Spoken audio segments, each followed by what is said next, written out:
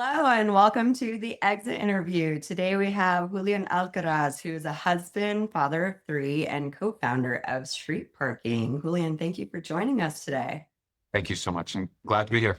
Yeah. It's so exciting to see you. We tend to start these off with your origin stories. Grew up in Tillamook, Oregon, which is rural Oregon coast, known for Tillamook cheese.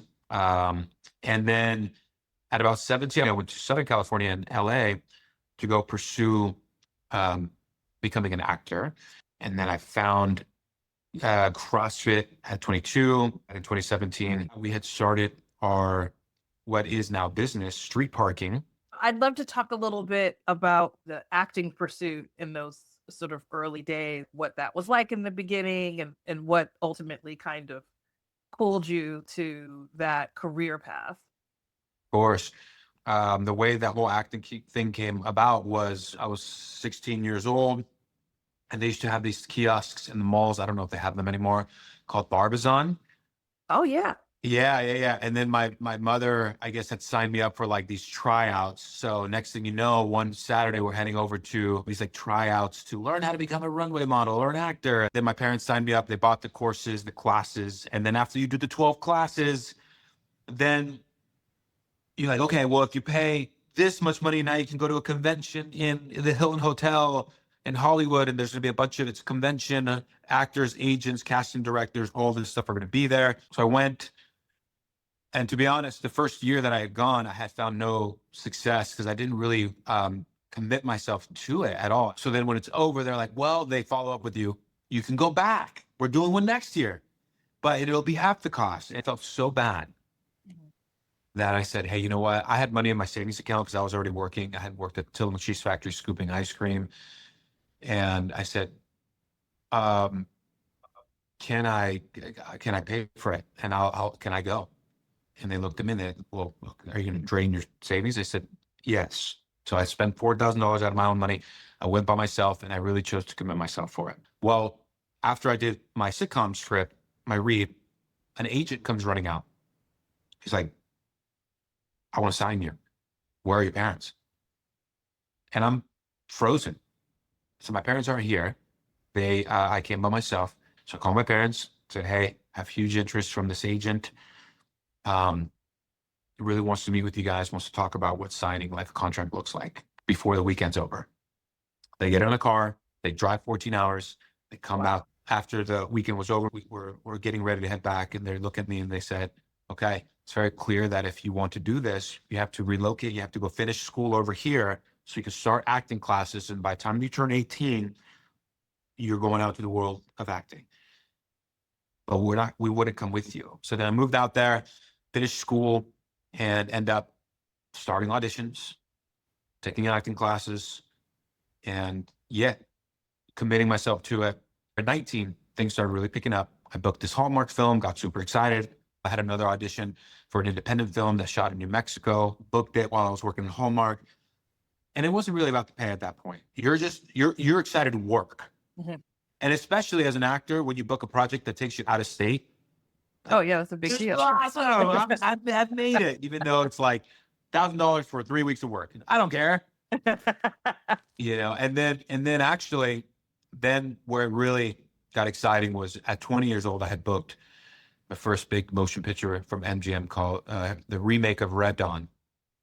I remember being so excited about that. I was with my dad. We were out at Costco buying groceries. I remember getting the phone call. And I told he's like, what are you doing? I was like, I'm shopping with my dad. And he's like, well, put me on speakerphone. I got some amazing news for you. He's like, hey, Luis, my dad's name, your son just booked his first motion picture film, Red Dawn. I remember I got so emotional. I think my dad got emotional too. Shortly after, booked another film, got to go to Spain, Barcelona, to work with Steven Soderbergh, which is the director of Ocean's 11, all the Ocean's movies, and so many more movies at this point. But yeah, there was a sense of pride kicking out. Like, whoa, look at me. I'm like, all right, this is it. We get that momentum. Right. But no one warned you about the highs and lows. So then after that came a huge low, and I just could not. I had lots of callbacks, but I was always in this weird situation where I did not look my age. Yeah.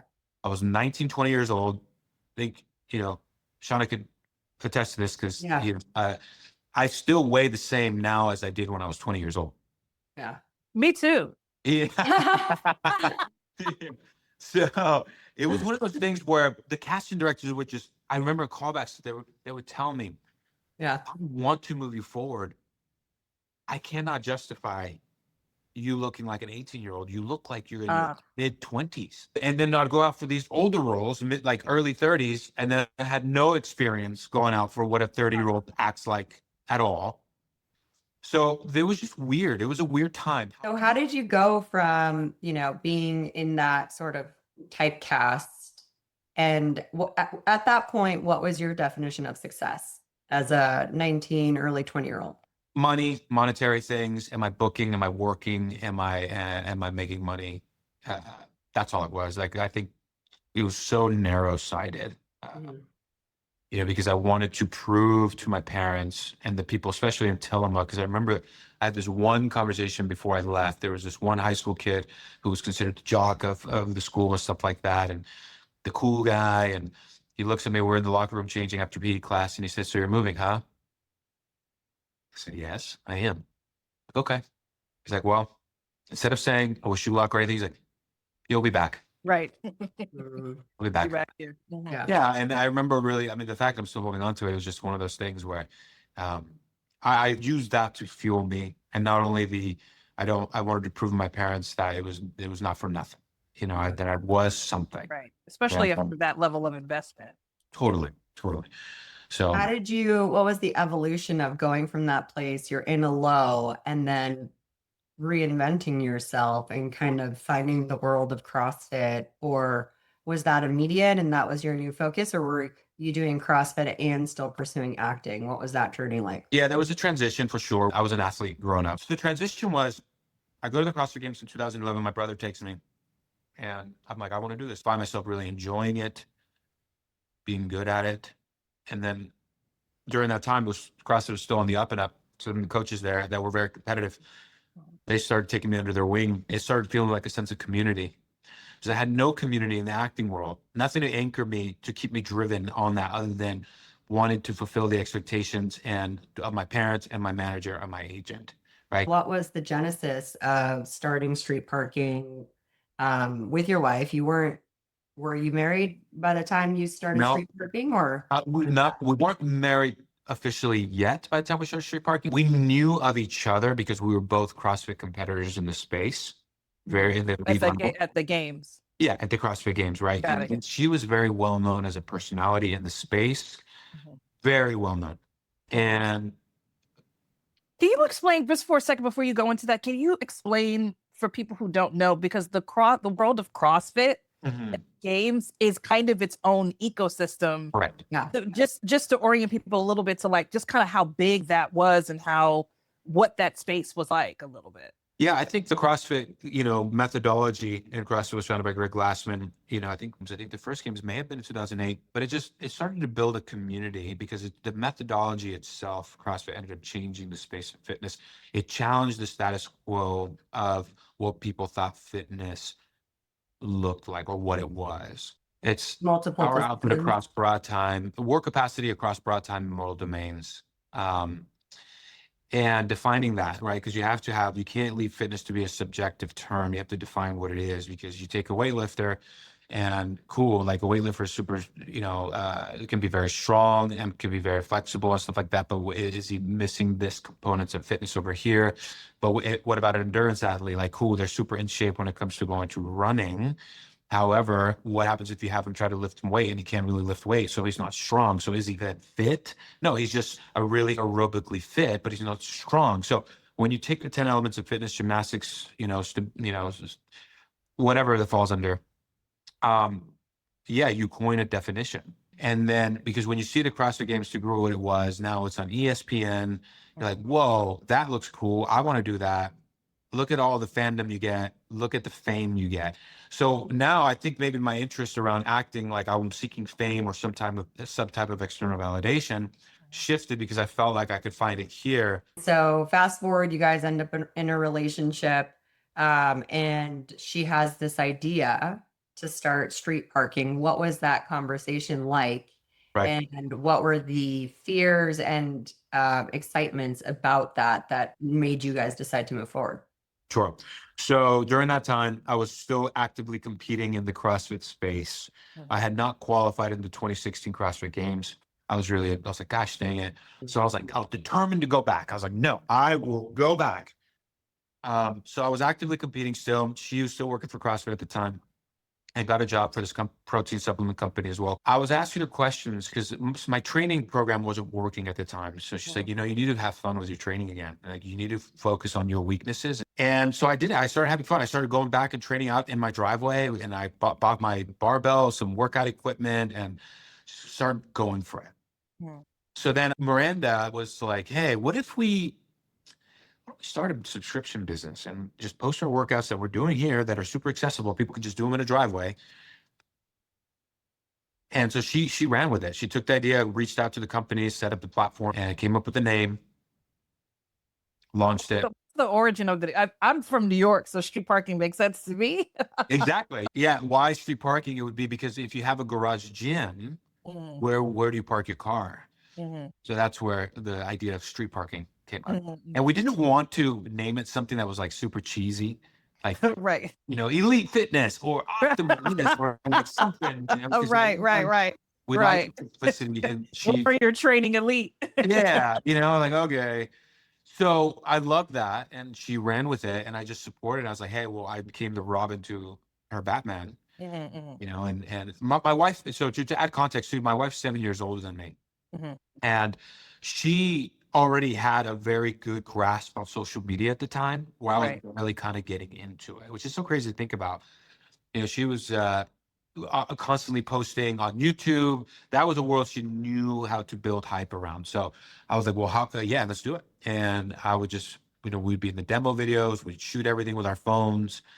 And then we launched the business, and right away, you know, it grew to, you know, the first, I think what I said, the first week we had like 700 subscribers. We're like, what? That's crazy. So that right away exposed that there was a need for that. We're like, hey, we have a legit product that we found out we're pregnant with. So what is it like? Basically, you're married, you have a family, but you're also in business with your wife. Your wife seems to be very business savvy. She obviously was a business person before, and really comes with this powerhouse of an ecosystem around her.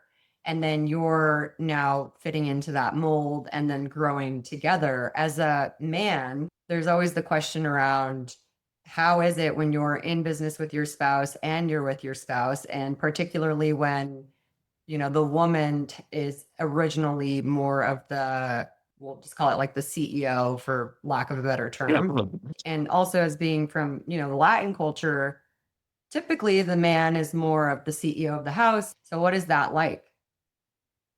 Very hard.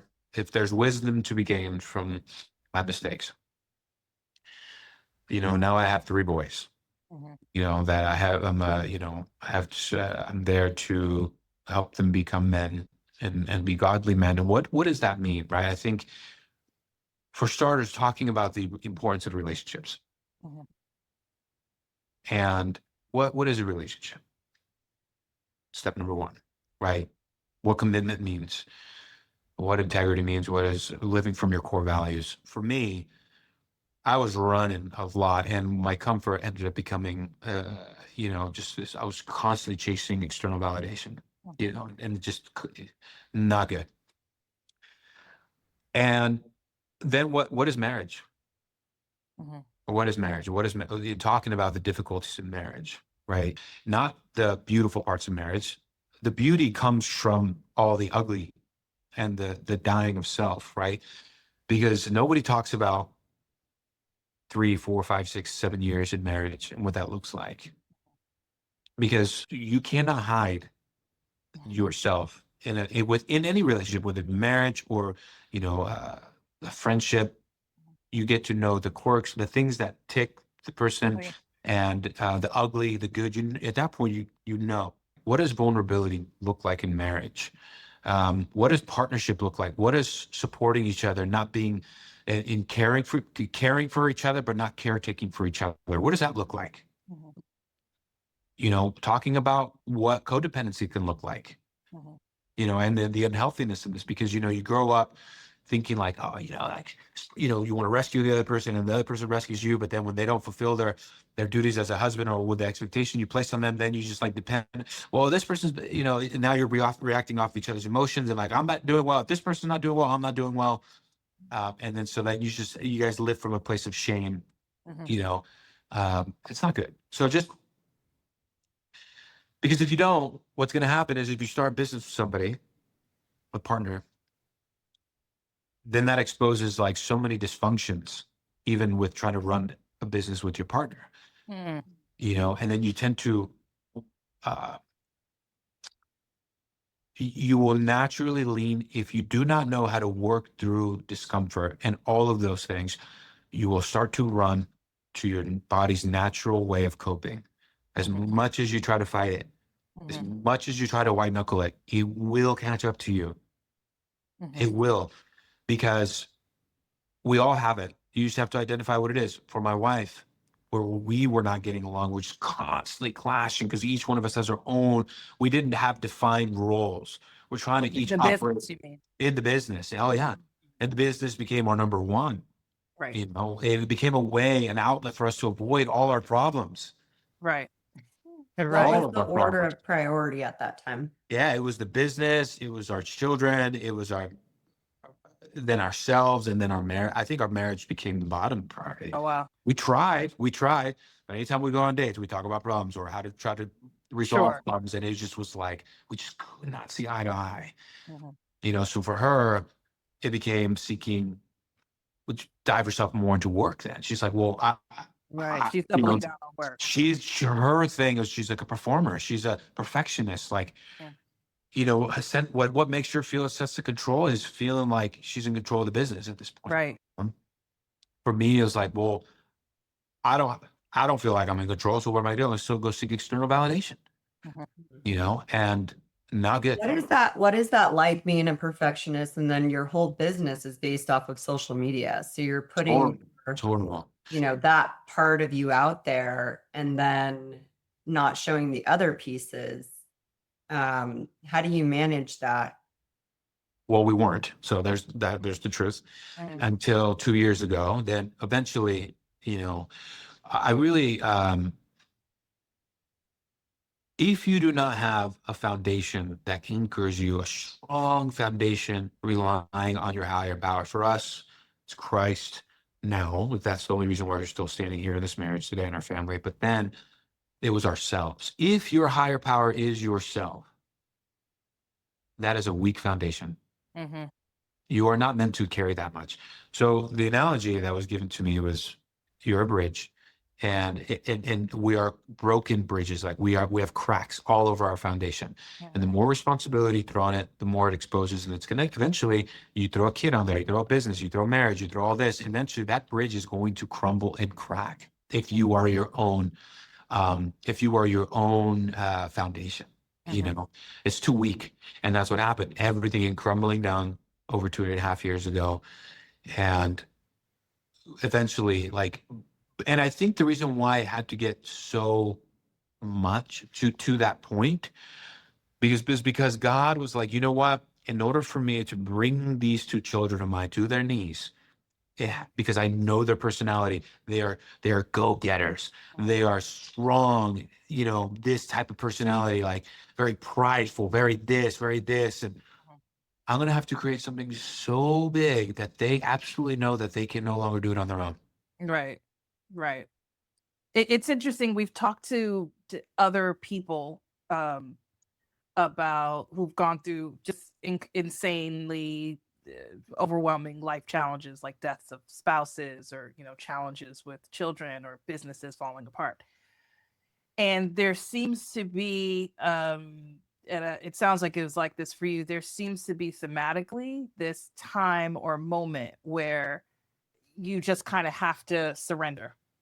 I mean, do you either choose to, Mhm. which is Right. what's asked of you, Way or which is another. what's asked of you daily, to surrender and die to yourself daily, or Right. you don't, and then you have to deal with the consequences, which ultimately will deal you to surrendering. Right. Like, Right. but that's what All roads lead to it one way or another. all roads will lead to that. What you can either choose to do it in a way that, for God is like, hey, we can either do this the easy way or we can do this the hard way. But I'm Yeah. going to get you here whether Oh you yeah. want to or not. No, I say that about the work all the time. I Oh said, my listen, goodness. you can do the work on your feet Oh, or man. knees. And so it's really funny because in corporate, I always used to say too, like, we can go this way, we can go this way, but man. we're going to end up here. We got you there. And Right. you know what's unfortunate too? And before we got to that place of like both of us surrendering, right? Because then even like my wife, I remember conversations we'd always used to have, and we constantly have now, because now we have such a support system around us in our marriage, in our life, and how important that is. And I'd like, those are the things I really want to hand over to viewers. Like, Mhm. not many of these other things that people can find in other YouTube videos around, like, how can you build a success? But let's talk about the things that people don't want to talk about. Right. For my wife and I, she would always like say, I feel like you don't believe that I love you. Like, can't you see how much I love you? How much like, why? And she was like, I love you. Like, can't you just see that? And then my response would be like, I don't feel that. For me, it was, I don't believe that you do, but I put that on her because the truth was, how can she truly, or how can I start to believe that if I cannot reveal the ugly parts of myself, Right. and then to give her a choice to love that or not? Right. You were like, you can't really love me because you don't know me enough to love. But I wasn't, but But you the weren't problem is showing up enough. I wasn't giving her the ability to know me. Right. Right. So that was completely unfair. And I think oftentimes you see that in couples and marriages and stuff like that, is for men. I'll speak for men, and I'm seeing it over and over and over because I run these men's groups. It's been my journey for the last 2 years. At this point, I'm like, yeah, I got grounds to stand on it. Yeah. We're hiding so much pain. We're hiding this fear of being accepted by the people closest to us. And in doing so, we keep pushing those people away. Right. Because the truth is, if we do not share that and give people the ability to choose, we're robbing ourselves of the process of, well, okay, we either sit in this, because all you can do eventually is like share that. And if the person chooses to reject you, so if somebody says that they love you, that's more on them than on you. Because eventually, if they keep repeating that cycle, eventually they have to get to a place where they can recognize there's no such thing as a perfect human being. Mhm. We all have our crap. It's interesting too, because you guys have been wildly successful as business partners. And so, your external personas were very perfectionist, doing well. You built this community, you have employees, but then to see that you have these pretty deep, like internal foundational cracks within your own personal marriage. And then you now opening in the last 2 years, like opening up more of this vulnerable side of yourself and within your marriage and creating like a group for men to also be more vulnerable and see that as being okay. It's fascinating to know that the business was able to still pretty much like continue to be sustainable while you're dealing with all of this. Was there ever a moment in time where you were worried about, if we are honest with the external world about some of these struggles or pieces that the world hasn't seen, is that going to negatively impact our business?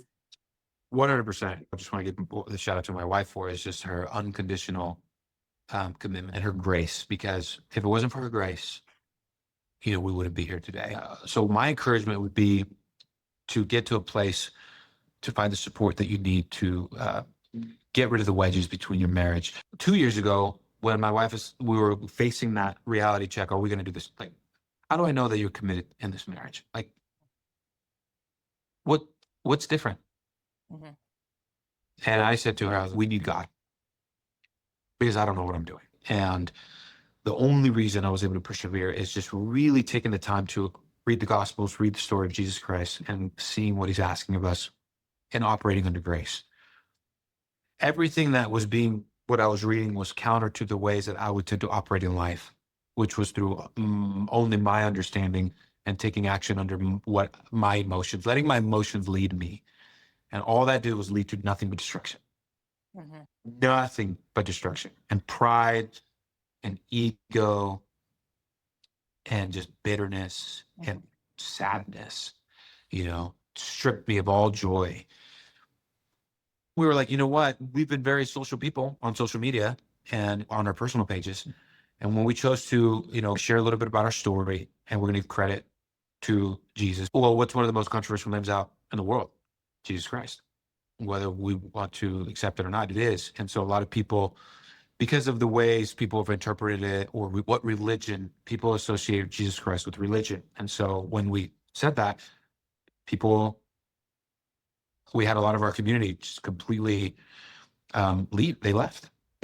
And so you're like, talk about somebody who's recovering from feeling this fear of being accepted at their core, right? Then you do that, you're a vulnerable place, and then all of a sudden you're speaking openly about your truth, and then bop, you're like, whoa, hold on. It's really hard. However, it also exposed with that the healing journey. In the healing journey, you have to continue to anything that you feel fear of, or you can either choose to look within. Is there a healing that can happen here? Or you now know what taking the ladder looks like, which is hiding that, letting pride and ego take over, and you know what comes with that. Right. Mm-hmm. So can you talk a little bit about, because it sounds like Lisa, you have this moment with your wife and your marriage, and you realized you needed a higher power to sort of intervene and become part of that. It doesn't sound like it started with like a particular church or a particular It did not. religion. It actually did not start with religion. The 100%. Yeah, without that kind of formality, how did you bring that into your life? What was that process? Well, it started with because I grew up Jehovah's Witness and my wife grew up Mormon. Both tend to take approach of very, very, very kind people, but it's a very legalistic approach. You earn your rights to salvation. That's the imprints that it leaves on many people. So I was terrified. I was like, I don't want to know. If I'm going to do this, I'm just going to read the Bible. I'm not even going to talk about religion. I don't want to go to church. I don't want to get the imprints of this. They're deep, And so I start with the Gospels. I reach out to one of my employees' husbands, who's a pastor at one of the church that we go to now. And he said, just read the Gospels, which is the story of Christ, Matthew, Mark, Luke, and John. Okay. I do not recommend opening up the Bible starting from the beginning to the end. You will stop right away after the third book. And once you start hitting like Leviticus and Deuteronomy, you're gonna be like, no, I'm out. And if this is the God that I'm supposed to follow, I am out. Old Testament hits different. If you go to Old Testament and you don't get to the New Testament, you're like, heck no, I am not doing this, And so you start with the Gospels. And I just remember because I went through a whole in 2020 reading all these self-help books, all these self-healing, self-journey and all that stuff. Well, let me tell you something. They didn't work. You just become more let me just say, I became more prideful, and I was like, well, all right, I'm master of my own universe. So I created this thing, self-help. Fast forward to as I'm reading the Gospels, and I'm seeing so many of those books drawing from hold up. But then it counters so much of that. It once again redirects it to Jesus.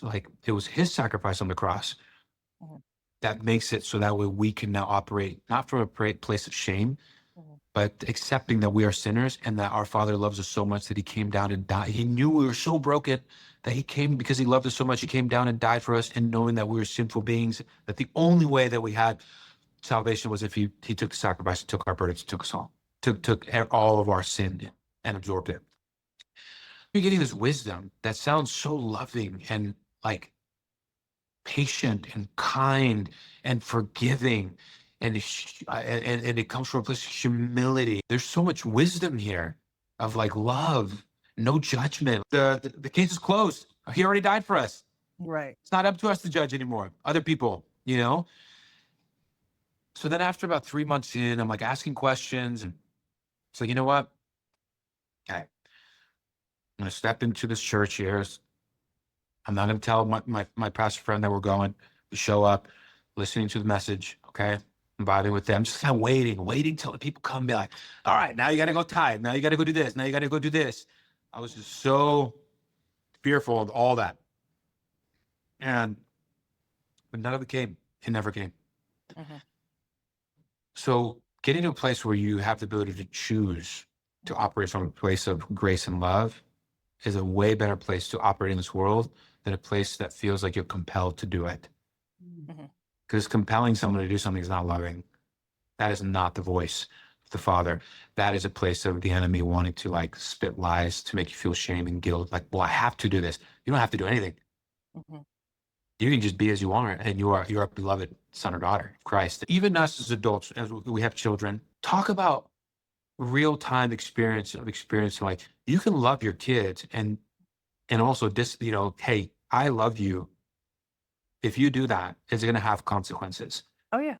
You just start to see it play out, and you're like, oh, I am the child still. Right. Right. And wow, look at the tantrums I'm throwing. Mm-hmm.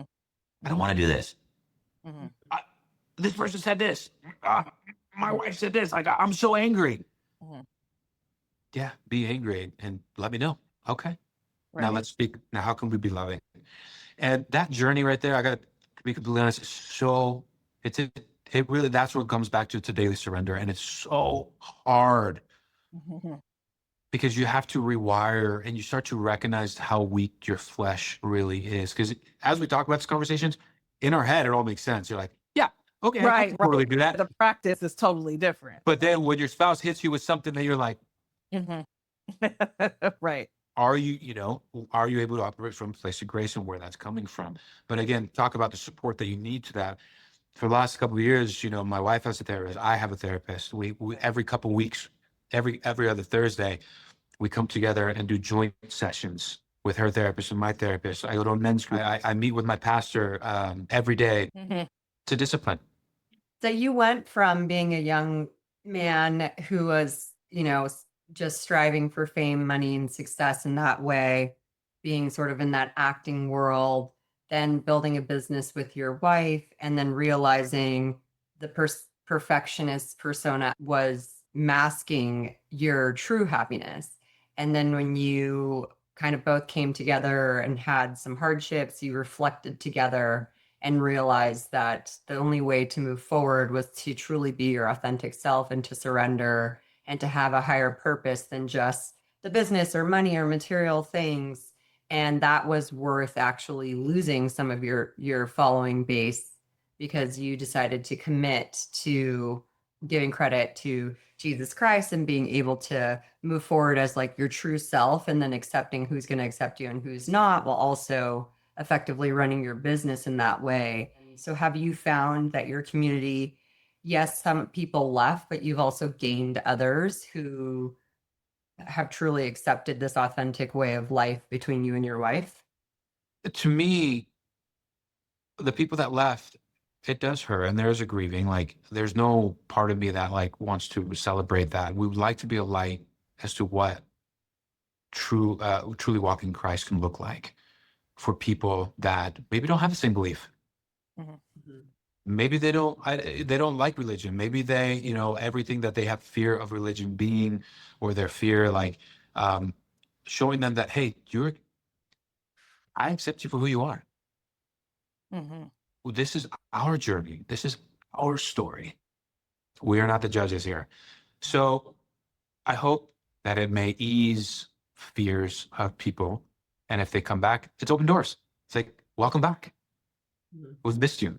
But do you feel like a lot of people left because they felt They like were now worried. it's gonna become like we a got the judgmental space, or Yeah, so I will say this because we got the emails, right? Because our community is in the thousands, like, oh wow. and yeah, we got people were worried about the direction that their company was heading, that it was going to be all of a sudden a Christian company, and that we were going to be anti this, that we were going to be supporting of that. And we were told up because we had to sit down with our staff too, because we didn't found our company off of faith, right? So we just want to be respectful first of our team. Be like, just so you guys know, you have every right to feel panicky. Like, where are we heading? But we're not a Christian-based company. We are a Christian family. Mm-hmm. We are Christian, and that's the Christian company. It's not going to change. Mm-hmm. Okay. We are, our values and core beliefs around fitness. We are a fitness brand. That's what it's going to be. So giving them first Mm-hmm. that understanding and that kind of comfort, because we have a very diverse staff, very, you know, and always leaving an open door for questions, Mhm. you know, but then we have to get to a place, you know, for ourselves and for our sanity, because we didn't want us to suppress our voice as individuals. Got it. We are on, but the problem is we built a brand that was so meshed with our personalities. The Right. thing, there is, and here's the thing, there is an unmeshment that needs to happen. And we're seeing the outcome of that, Mhm. you know, and that's okay. Mhm. It hurts, but it's Mhm. okay. You know, our community is no longer our foundation. Christ is our foundation, Mhm. you know? Mhm. So those are the difficulties. To say that it's not uncomfortable, that'd be a lie. It's uncomfortable. What advice would you give to a young man entrepreneur who's looking to get into business with his wife? Yes. What advice would I give them? I would be like, okay, first, where are you guys at? Where's your foundation at? Mhm. They have to, first of all, establish their foundation, Mhm. not in themselves. Mhm. Okay. Once they do that, come together, be very clear about defining roles. Mhm. Who does what? What Okay. does that look like? That depends on each individual couple based on their strengths and weaknesses, Mhm. right? You know, if and then and that way you are operating within your lane. Mhm. Mhm. Schedule check-ins. Mhm. How are you doing? Because once you set, like any relationship, you have to have a starting foundation, and it's going to get ugly before you guys find something that really works. Mhm. Making sure you have a support along that process. Mhm. Maybe whether networks, um, you know, or therapy around, be like, hey, this is what we want to focus on, being able to have uncomfortable conversations, because naturally things are going to come up, Sure. and like you're like, I don't know if I need to be a business partner or a husband right now, Mhm. and you need to know how to have how to be able to navigate those kinds of conversations. Right. You know, uh, so seek anchor supports. Right. There's going to be a lot of resources out there for sure. Right. Do you have like in front of house and back of house delineations? Like I know I've done this when I've like say worked with a partner or like had like like run a show with someone where I have policies around like say if we're ideating around a decision, right? That's in their zone, right? Something Mhm. that's in their zone of whatever. That we might bicker and fight about, like, well, I'm going to make this choice. I'll be like, I vehemently disagree with that choice, and here's why, and I state my Yeah, case. I do have that. So because Yeah, but then we've I had to go deal with with that. when we walk out of here, I'm co-signing whatever you're doing, whether I agree with it or not. It's extremely important that you guys figure out who is the final decision maker. Yeah. You have to figure that out, because if you have an agreement with your partner, okay, who is going to have the final decision here? Right. That doesn't mean I don't value your discernment. Of course. Give me your suggestions. Are you okay then? Because if you don't have it, the person's like, well, I give you my suggestion. Okay, thank you. Mhm. Are you okay with hearing that? Or do you still feel like your suggestion is the expectation of what needs to happen? Mhm. You need to have that clear, defined, and then figure out the discomfort in that. Mm. Be like, why? Where's the fear coming from? You know, for my wife, it was like, I'm afraid because I'm afraid to let my husband lead. I've never experienced such a thing. I've been such a person who takes things on their own hand. It's going to bring out so many imprints Yeah. of you as a being. How did And that make you feel that it sounds like she was primarily the one in control and leading? Were there moments in time where you felt like you wanted to lead and weren't able to, and that created a conflict? it did, because instead of like, yeah, because that would have been one of those examples where you need to have the support to be able to navigate those types of Right. conflicts. And if you're not, and that stuff takes practice, Sure. because it's going to get ugly before it gets good. Because what happens is, especially with a coworker, you could literally just be like, all right, later. Like, I'll see you tomorrow and work on your own shit, you know? With your Right. spouse, no way. That's going to trickle into things that are going to get brought up from their childhood, fears of abandonment, not feeling good enough, not feeling this, for both of us. Right. Right. You're not loving me. You're not respecting me. Well, you're not loving me. You're not respecting me. Blah, blah, blah, blah. And then you. Right. Right. Mhm. So have your support. Find support around us. You Yeah. don't run from conflict. Face it, so you Mm. can become more resilient. So you become more loving, understanding, more empathetic. If you're running it with your partner, if you're with your spouse. Right. So what's your definition of success today? Today, definition of success would be: how's my marriage? How's my family? How are my boys doing? How are my friends doing? How's my supports? How is my, looking at my circles and stuff like that. And then the business being on the far outskirts of it. Mm. Because let's be honest, right? Like, the business won't be here forever. Mhm. And imagine if you lose your family, you lose your partner, all because you wanted to hold on to what you place your identity in, and then that identity is gone. And then you're just alone. You're like, man, this sucks. Yeah, that's it. Where's that? And then obviously just my main being now is how's my relationship with Christ? How's my relationship with my marriage? How's my relationship with my children? Um, I have indicators now for sure, like check engine marks. Right. Before you had said the order was earlier on business, kids, then self, and then marriage. What's that order today? It'll be Christ, self, marriage, children. Yeah, and then the business for sure. The reason I say this is because, like, if your marriage is not good, who's that going to impact? It's going to impact your children. And how important it is to be able to show them what a family, what a healthy marriage looks like. Yeah, absolutely. No. And it's good to just see, your evolution and like just running from something. And there's a lot of us that know what that is when there's a part of yourself that you haven't processed and dealt with, and you're just low-key running from it. You're living life, you're doing all these things, but you're kind of running from an internal, like a boogeyman inside of your own spirit. And what happens when you finally kind of like face that, reckon with that, and sort of realign your life to be more integrative. So just Yeah, thank you for sharing. And of course. I think that's a story that, whether they've come to it exactly the way you have or not, that I think resonates for a lot of people. So thank you. Yeah. Thank You're you, welcome. Julian, for being so vulnerable. Usually men are not as open to sharing the internal struggles and, being in business with your wife and everything like that. So I think this is a perspective that a lot of people are going to be very interested in, that a lot of people don't get the opportunity to hear. So thank you for your vulnerability today. Of course. You're welcome. Thank All you. right. All right. Thank you so much. Much. Bye. Bye-bye.